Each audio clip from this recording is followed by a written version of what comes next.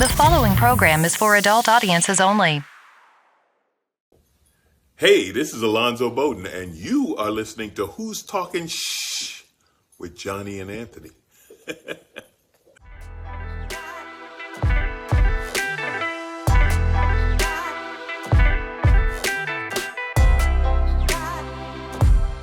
Who's Talking Shh with Johnny and Anthony. And we're back. Oh! Fucking Seminoles are kicking ass! We're going to have a long show today, so we're going to fucking get into it. We're jumping pretty right quickly. in, boys. Yeah. Rock and roll. So, as promised, I watched the Jim Jefferies two-limb policy. Pretty good. I don't know why the fuck he had to talk shit about Johnny Cash for half a fucking hour. Jesus Christ, man. Some of us like Johnny Every Cash. complaint I've heard about the special is like, damn it. what the fuck's wrong with Johnny Cash? Fuck Johnny Cash! Alright, God damn it! I'm like, what the fuck? I mean, it just, right from the jump, too, I'm like, what the fuck? I'm glad somebody finally said it, because I've been just I have a Johnny Cash CD. I'm just like, oh, Johnny Cash, fucking, gotta listen to him. Fuck Johnny Cash. I'm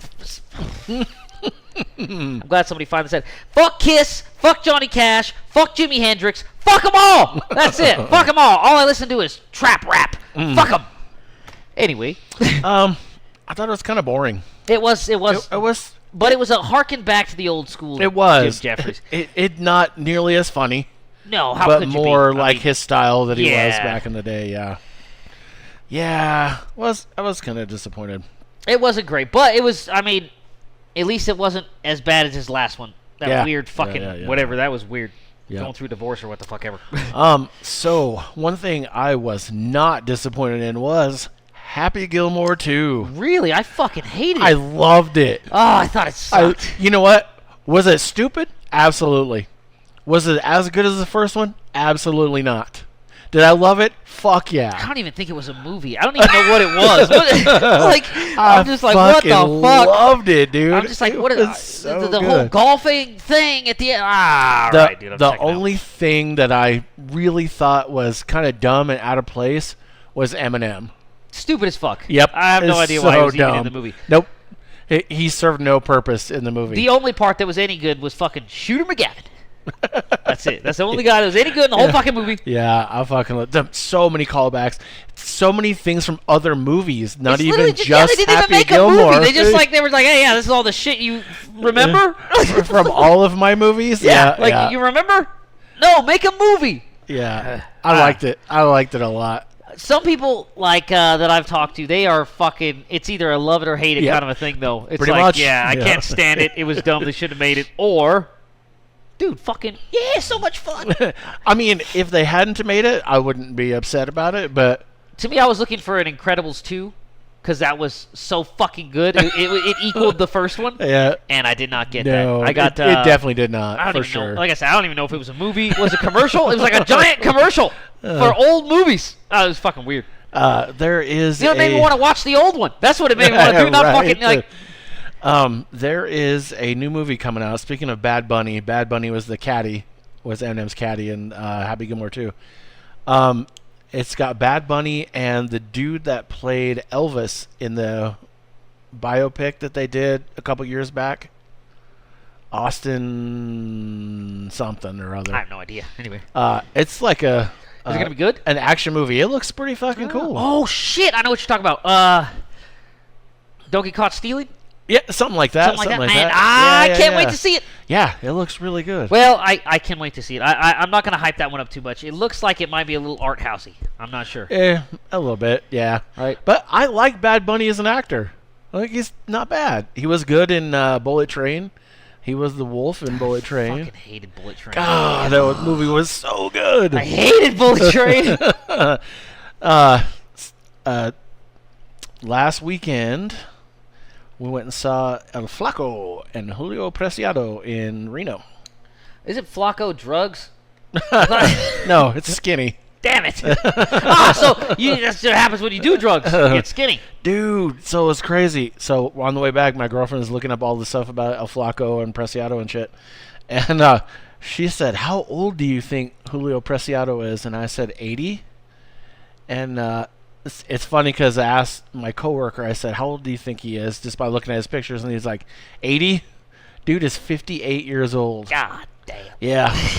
Yeah, they ran him without oil, and they left him in the sun a lot. Yeah, it was. Whew. Need a bigger hat, man. They had to help him out to the stage and shit. I guess he's got some health issues, but man, yeah, he looked real bad. It was just a quick trip there and back. Went to IMAX and watched Jurassic World for the third time. This was last weekend? Yeah. As my daughter hadn't seen anything in IMAX, and she hadn't seen Jurassic World. Gotta So go we saw it do for a it. third time. Gotta do it. It was really... The shitty thing is, the next fucking day, Naked Gun was supposed to start at that theater. Like, I would have much rather seen that, because I haven't already seen that twice. There's a movie that just came out, too, that was pretty good. It's got that...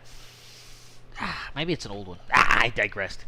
I gotta go to the movies. I haven't gone to the movies in a while. I gotta go. It sucks you have to go here. Yeah, I may as well just watch it at my house. Yeah, no shit. Can fucking pirate it and find a better copy than at the fucking movies. I got a surround sound. That's all I need. Right? All right. We are going to jump directly in because this is going to be a long show.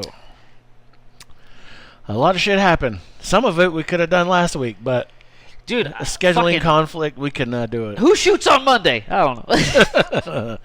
All right. Emmanuel Haro's father admitted to killing missing baby and dumping him in trash can. Oh, that's that one that got stolen? Yep. Yeah. Yeah, stolen, bullshit. Yep. So they've been arrested. We knew you were bullshit. Yeah. They have been arrested, both of them.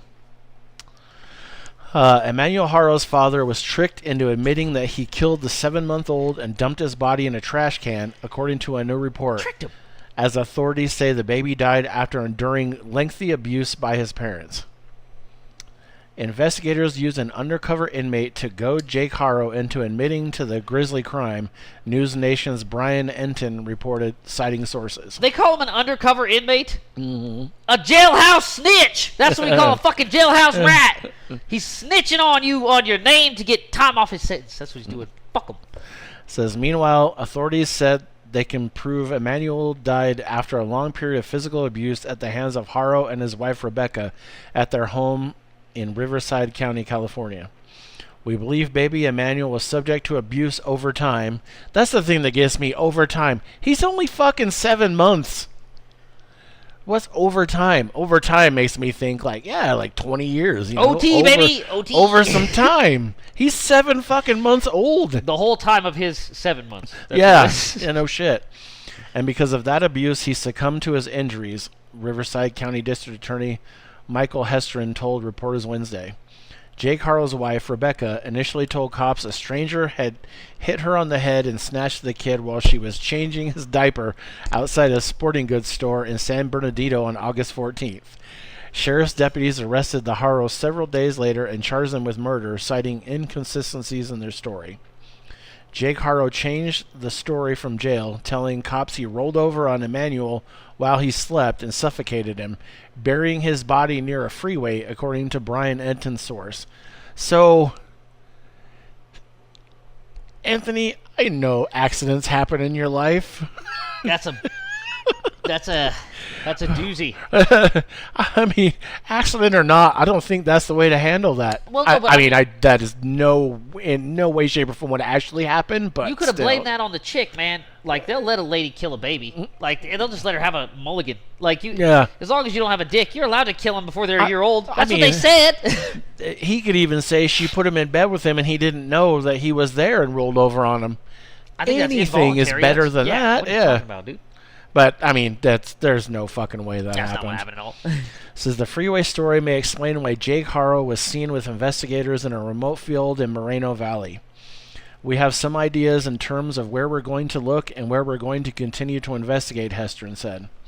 Hestron pointed to a 2023 child abuse conviction against Haro, 32, who severely beat his young daughter from a previous marriage, leaving the girl bedridden with permanent injuries.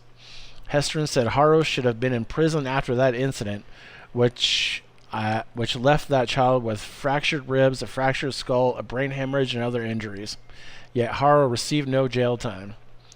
That decision was absolutely outrageous. Mr. Haro should have been in prison, Hestron said. Authorities confirmed that both Jake and Rebecca Haro will be charged with murder, but they emphasized that they do not have a precise location for Emmanuel's body. Police also tried to dupe Rebecca Haro with a similar undercover inmate operation, also known as a snitch jacket, but she stuck by her story, News Nation reported. Emmanuel may have been dead weeks before the couple reported the kidnapping, Ensign added. The couple has 2 other children, a 2-year-old daughter and a 16-year-old who is Jake's stepchild. The daughter has been taken into the care of Riverside Child Protective Services. The parents were set to be arraigned on Tuesday, but the appearance was postponed until next week.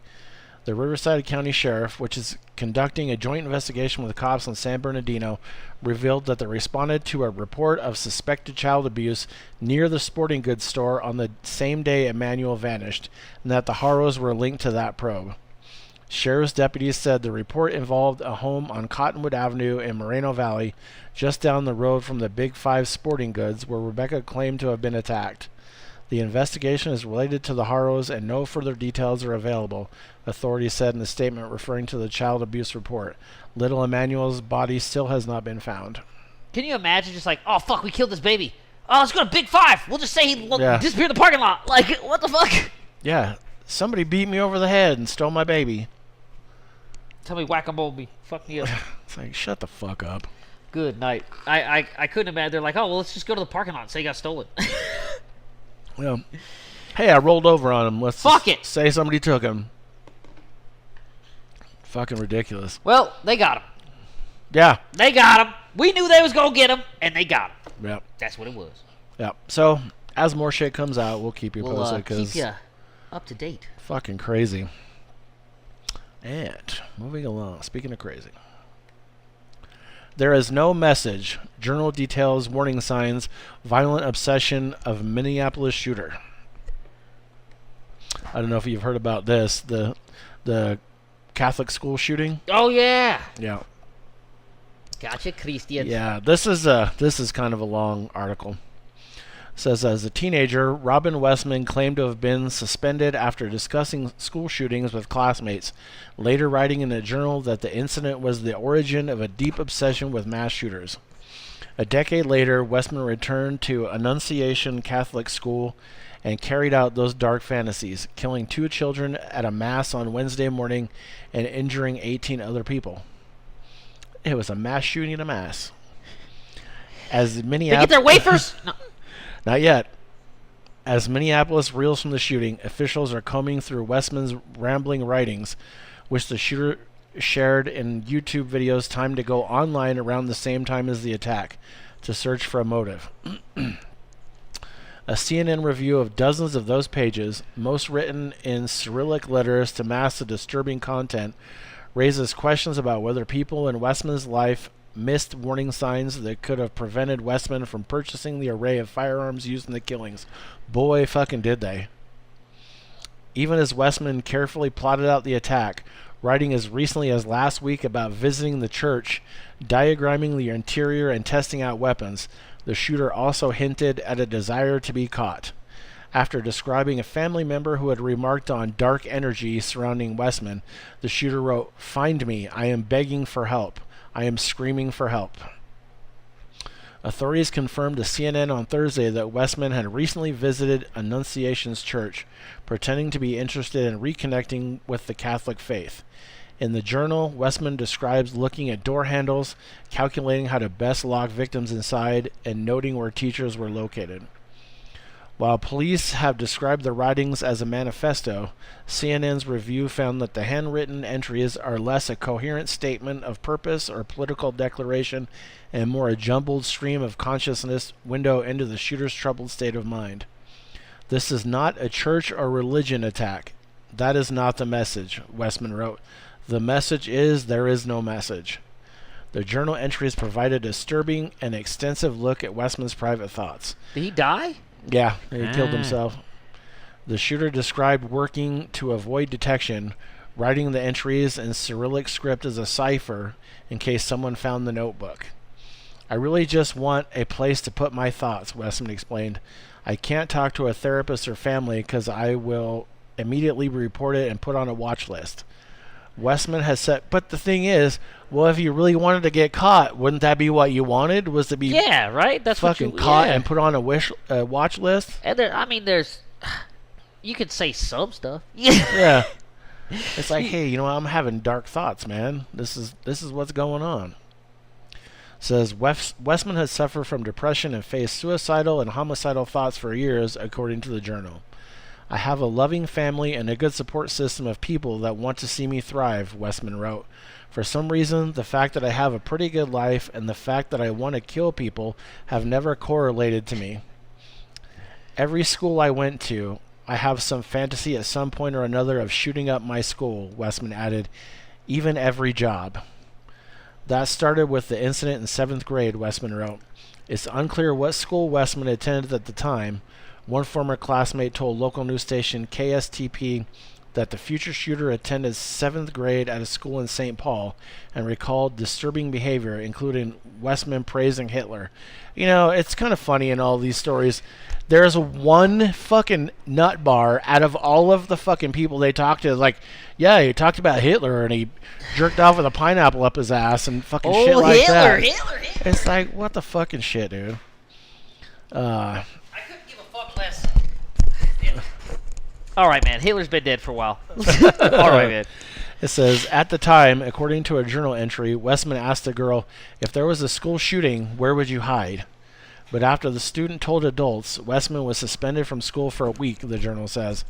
I basically promised I didn't mean anything, Westman wrote, adding, I don't remember ever talking to a therapist. 4 classmates who attended Annunciation Catholic School with Westman in 8th grade told CNN that they didn't remember the future shooter saying anything violent or having any disciplinary problems at that time.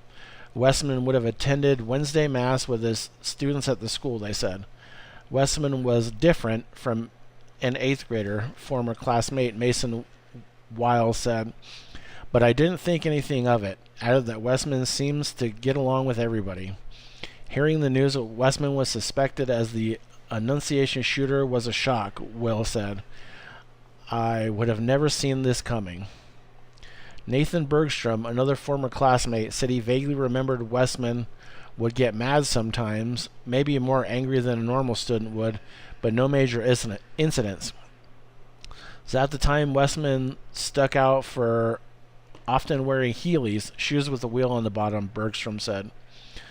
A 5th former classmate who asked not to be named due to the sensitivity of the situation says she did remember Annunciation taking disciplinary action against Westman at one point, but she did not know details about what happened. There was some drama around it, she said. The students and parents never really found out what it was. Several former classmates remember Westman frequently carrying around a notebook, and one of the former students says she recognized Westman's handwriting in the videos posted online. Right. So 10 years ago. I totally remember. Yeah, exactly. How often did you see this guy's writing? Yeah, he took my fucking order one time at a McDonald's. I remember that. Yeah. Fucking stupid. That's why I said there's always some always assholes. They're like, oh yeah, there was this. I want attention too. Exactly. Says, after graduating from Annunciation's grade school in 2017, Westman attended at least 2 Minneapolis high schools, including an all-boys private military-style prep school. It's unclear if Westman graduated from any high school. In 2019, Westman's mother filed to legally change the shooter's name from Robert Paul Westman to Robin M. Westman, court documents show. A judge who approved the petition in January 2020 wrote that Westman identifies as a female and wants her name to reflect that identification. Westman had no past criminal record, according to police and court records. The journal includes discussions of other mass shooters and dark fantasies about Westman reveling in killing children and following in the footsteps of murderers like Adam Lanza, who gunned down 26 people, including 20 children, at Sandy Hook Elementary School in Connecticut in 2012. The entries are also full of racist and anti-Semitic slurs and sentiments. Earlier this year, even while indulging in fantasies about mass violence, Westman described deciding not to carry out an attack to spare family members the pain, but that changed in recent months. In a more recent entry, Westman wrote, "I don't want to fucking do this. I hate myself. I cannot turn back. I cannot stop myself." Westman zeroed in on Annunciation, and specifically the all-school Mass on Wednesday, after finding an online school schedule, the journal shows. The next month, Westman described making a trial run by going to Mass in the morning and testing doors. At one point, Westman expressed surprise that family members didn't expect the coming violence. "I felt like my mom would have seen it coming due to my rocky past with violent threats," the journal states. "The other day, my stepmom said she could feel a dark energy around me. If only you know." Westman's family have not responded to requests for comment from CNN. Police are still investigating where Westman obtained the guns used in the attack, which authorities said included a rifle, a handgun, and a shotgun. One of the YouTube videos posted the day of the attack showed anti-Semitic and racist slurs painted on an array of weapons.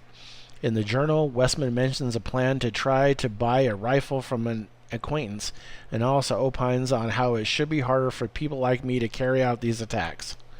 Minneapolis Police Chief Brian O'Hara said at a press conference Thursday that authorities are not aware of Westman having any prior mental diagnosis or mental health commitments, which could have prevented Westman from purchasing firearms.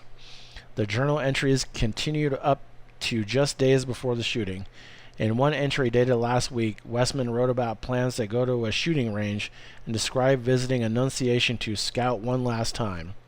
Pages later, Westman scrawled a diagram of the inside of the church with pews, windows, and aisles clearly marked before stabbing the drawing on camera with a knife. "Went to church this morning," Westman wrote, adding that the teachers will not be expecting an attack in the first week of school. But he only shot 2 people, so fuck. I mean, Well, he only killed 2 people. yeah, he only killed 2 people. Way to waste a bunch of fucking time. So, Not that I'm endorsing killing a bunch of people, but I Right. mean, like, how all this bullshit and you really only killed 2 people. not Join the fucking army, man. They'll let you kill as many people as you fucking They want, ain't man. joining shit now. But one thing in another article that I read before this, it said that on his mags he wrote "kill Donald Trump." It's like, why didn't you go for that? At least that's someone who has committed crimes and is not a fucking child. This is just an idiot. Like, this is just an idiot just trying to be seen by every single person in the earth before he fucking kills himself. Idiot. Idiot. Yeah, it's funny. I was talking to my dad about mass shooters and shit, and I said, you know what? Aside from Klebold and Harris, we said Adam Lanza. I had totally forgotten that kid's name. He said everybody wants to have their 15 minutes and go down as. I don't know any of these I was motherfuckers, like, man. yeah, I don't no know any shit. of these motherfuckers, man. None of them. But like Klebold and Harris were the Columbine, and they were kind of the first, not the first, but that was the first really publicly fucking noted. So of course you remember that one. I didn't remember them motherfuckers either. Fuck it. But If you go it's up and shoot a bunch of crazy. kids, I don't fucking know you, bro. Like, I don't know you, man. Yeah, that's fucking nuts. All right, something close to home that's actually affecting us. Ah, yes. I'm sure you know. Heard what about it this on the is. radio. Yes, you probably did. As crippling cyberattack against Nevada continues, Lombardo says we're working through it.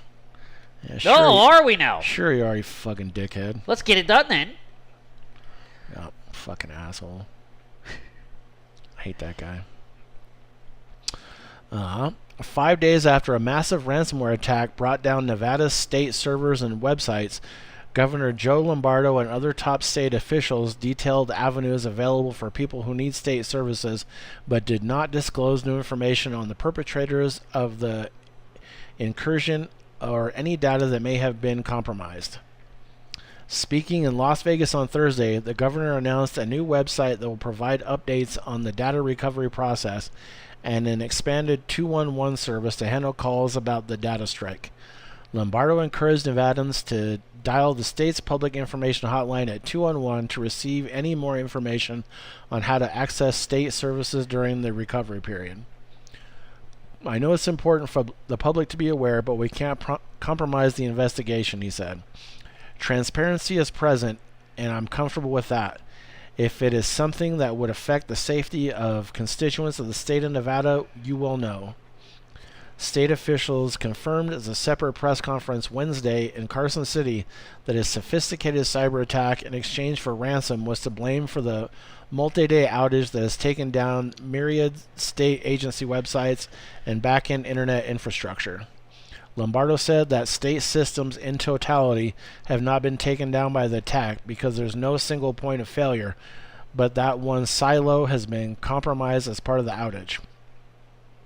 We're working through it, he said, and I understand everybody's frustration. I'm frustrated. I wish I had the answers currently, but I have confidence in our response and our continued evaluation.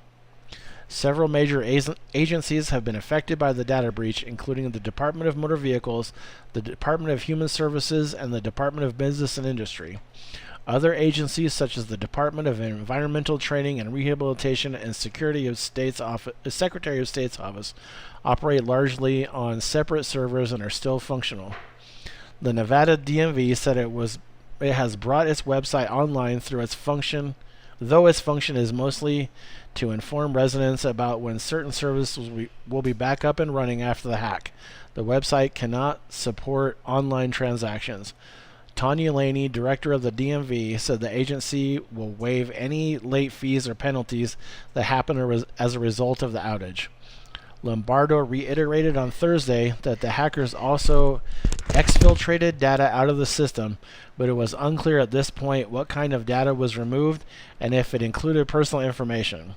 During the press conference, Lombardo said it was important to not act rashly.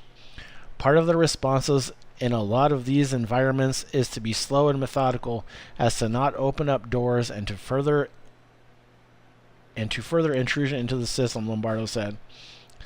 A state information technology officer who requested anonymity given the sensitive nature of the attack told the Nevada Independent that the attack was likely a two-pronged approach of data exfiltration and encryption of servers. They said the hackers have likely encrypted information to lock the government agencies out of their servers that might host websites or other government functions. There's a lot of attacks where you're talking about ransomware attacks, where they bring the business to its knees and say, give us money and I'll bring it back up, they said in an interview. The encryption is strong enough where in order to get around it, you're going to have to find various clever ways to work around it. On Wednesday evening, the Nevada Attorney General's office sent an email advising its attorneys not to use state-issued laptops, not to have anyone outside of IT use Wi-Fi internet in the Las Vegas office, according to a copy of an email viewed by the Nevada Independent. During the press conference, Lombardo said the state was working to bring government systems back up as soon as possible and said the state's access to the National Crime Information Center, which provides law enforcement with criminal history, has been successfully restored. He defended the relatively sparse details about the perpetrators that have been disclosed.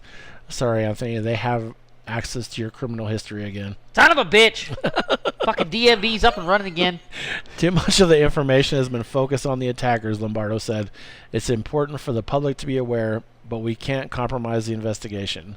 Lombardo also addressed his absence at yesterday's press conference and said he felt comfortable with not attending as mitigation efforts had shifted to a more technical response.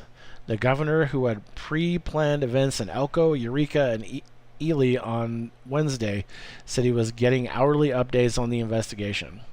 Listen, the press conference is not intended to address my absence, he said. I'm here. I'm taking care of business and have never swayed from my responsibilities as your governor. When asked about the preparedness of Nevada's technology system for such an incident, Lombardo pointed to past data security breaches at casinos in the state, such as the MGM Grand and Caesars Palace, as reasons for the state's caution around data security. I am absolutely confident in our preparedness, Lombardo said. I'm fucking not. Yeah, no shit. Yeah. So my girlfriend's registration is due as well as mine. No, mine is due. It's like, well, I went to the fucking kiosk and it's like, well, you shut down. Fuck it. I don't know. But no fees or penalties. So I wish I would have thought of that before I drove all the fucking way over there. But fuck it. Fuck it. I'm not paying. I'll pay it when I pay it, and you won't fucking charge me, so. Mine's probably way past. Mine was Past probably the grace due fucking period. 2 months ago or Oh, some shit. shit. That's funny. I forgot what color the sticker's supposed to be. I don't fucking know. But yeah, just keep your registration and shit with you. So. I don't even drive that motherfucker. All right. And the last story. Ooh. Looks like some DT action. Governor J.B. Pritzker had the perfect response to Trump's National Guard threat. So, Anthony, are you ready to live in a military state? Because that's what we're about to fucking do. Army National Guard for Nevada doesn't give a fuck about what's going on in the desert, all right? They just want to make their fucking $82 a weekend and get the fuck out of here. It says, on Monday, Illinois Governor J.B. Pritzker fired back at Donald Trump after the president threatened to expand his federal takeover and send National Guard troops into Chicago, which he referred to as a killing field. I urge people to read the transcript or watch the video of Pritzker's speech, because frankly, that is the way it's done. Pritzker didn't dismiss concerns about crime in the city. Not one person here today will claim we have solved all crime in Chicago, nor can that be said of any major American metro area, he said. Instead, the governor turned those concerns on Trump, listing the ways the president and his fellow Republicans have made Chicago less safe for its residents. If Donald Trump was actually serious about fighting crime in cities like Chicago, he, along with his congressional Republicans, would not be cutting over $800 million in public safety and crime prevention grants nationally, including cutting $158 million in funding to Illinois for violence prevention programs that deploy trained outreach workers to de-escalate conflict on our streets, cutting $71 million in law enforcement grants to Illinois, direct money for police departments through programs like Project Safe Neighborhoods, the state and local anti-terrorism training program, and the Rural Violent Crime Reduction Initiative, cutting $137 million in child protection measures in Illinois that protect our kids against abuse and neglect. Defund the motherfucking police! Pritzker put it succinctly, Trump is defunding the police. Not only is that true, it's great messaging, and Democrats should follow the governor's lead. Democrats must make it clear to the American people that they take crime very seriously, but they also have to show voters what's happening in Chicago and that what will likely happen in other Democratic-run cities across the country isn't about crime. It's about the performative retribution of Trump, and it's about politics. This is a president who is acting as if he has no limits. He is destroying constitutional guardrails and violating the norms of democracy almost daily. The question now is, how much damage can he do before he's stopped? It's about money, boys. He wants that money. He don't want to pay the pigs. He wants the money for himself. Give me the money. Don't fucking pay him. Fucking, I don't give a goddamn. Hey, Chicago don't want you goddamn police running around there. They've been telling you get the fuck out the neighborhood for a long time. Get the fuck out the neighborhood. I think Trump's goal is to actually be a billionaire by the time it's all said and done. That's it. He's trying to get cash billion. Yeah. Get the fuck out of Dodge. Because, you know, all these years he's been saying he was a billionaire, and he wasn't even close to it. Fucking, yeah, $4 million or some shit. Yeah. Fucking No, he's trying to make that big B, though, isn't he? actually be a fucking Yeah, he's billionaire. trying to fucking steal all the money from every goddamn body. Yeah. Steal Yeah. the Doge money, steal the police money, steal the army money, steal all the money. Then Yeah. Get the fuck out of here. Fuck, he had Elon doing a good job for Dude, a while. he's gonna be alive for a year after he fucking is not president anymore. He's gonna croak. What the fuck are you stealing all the money for? Dude, you hear J.D. Vance said, yeah, I'm ready to take over the presidency if anything happens. Well, what were the Pope and who else? He visited and then they fucking died. Yeah. Who was the other one? I can't remember. It's like, yikes. Dude, J.D. Vance needs to fucking go to. That guy's God an idiot. damn Fucking, it. What is it, Hillbilly Home Again or whatever the fuck it is on Netflix? Don't Yeah, watch that shit. Yeah. It's... People say, oh, yeah, we won't have Trump. Yeah, but this option is He'll have not his any baby. fucking Yeah, better. he'll have his baby, whoever the fuck that and is. It might be worse, man. Oh, he is going to be worse. At least Donald Trump's defunding the police. I don't know what the fuck these other guys are going to do. He's going to fuck the couch because that's his thing. Well, do it on the police's couch. Take the police's couch. Don't take don't take the renter center couches. Well, boys, you voted for Trump and you like the police. Well, guess what? Now he's stealing your money, just like he stole our money. Dicks. All right. Yeah, we got through that pretty quick. Man, that wasn't. We thought it was going to be way longer. Those 34 articles minutes, were yeah. long. That's what yeah, it was. Were. Yeah, a lot of reading. for sure. You got a For good sure. read into. That's what you got. Anything you want to add on any of that shit? Oh, I will just add a footnote. I hate holdback niggas. I found out I hate dudes that fucking want to be tough when their friends are holding them back. Oh, okay. Like, I didn't know what you were talking about for a second. ooh, I can't stand it. Like, we're walking. Oh yeah. We may have some sort of a. Oh, come on now. Just because he's holding you back. Thanks for holding for me. Man, I don't like that shit. Don't be a holdback bitch. Don't do that. It's not the shit way. Just don't be a bitch at all. You can be a bitch. Just don't be a holdback bitch. That's all I'm saying. Like, hey, if you're gonna scrap a guy, scrap a guy. Don't be fucking.